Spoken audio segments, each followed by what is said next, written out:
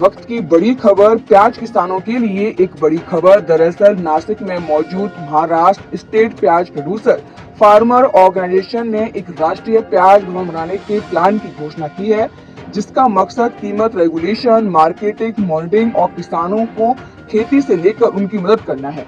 Maharashtra state प्याज producer FPO के president Bharat दिगोले ने बिजनेस लाइन से कहा कि भारतीय प्याज के प्रोडक्शन, स्टोरेज, मॉनिटरिंग और कीमत रेगुलेशन से जुड़े सभी जरूरी फैसले अब सीधे किसानों के हाथ में आएंगे।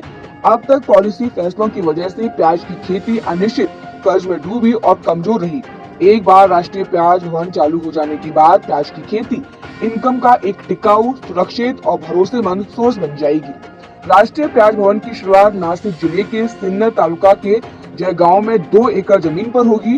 पहले फेज के लिए लागत करीब 5 करोड़ रुपए बताई जा रही है, जो किसानों के योगदान से जुटाई जाएगी। भारत दिगोले ने कहा कि अब तक प्याज के इंपोर्ट, एक्सपोर्ट पर और बैन और बफर स्टॉक जैसे फैसले किसानों से बिना पूछे लिए जाते रहे, जिससे उनकी खेती अनिश्चित और घाटे का सौदा साबित बनी रही।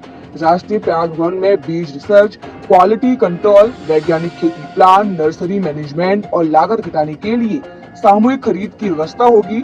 बिचौलियों की भूमिका कम करने के लिए डायरेक्ट सेल्स लाइन बनाई जाएगी, जिससे किसान सीधे देश और विदेश के खरीदारों से जुड़ सकेंगे।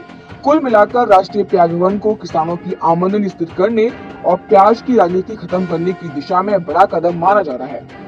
तो एक बड़ी खबर नासिक से, एक बड़ी खबर। दरअसल नासिक में मौजूद महाराष्ट्र स्टेट प्याज प्रोड्यूसर फार्मर्स ऑर्गेनाइजेशन ने राष्ट्रीय प्याज भवन बनाने की प्लान की घोषणा कर दी है। इस भवन का मकसद प्याज की कीमतों को रेगुलेशन, मार्केटिंग, मॉनिटरिंग और किसानों को खेती से लेकर मॉनिटरिंग तक जोड़ना है। तो एक बड़ी खबर है, आपको बता दें, किसानों के लिए एक अच्छी खबर है।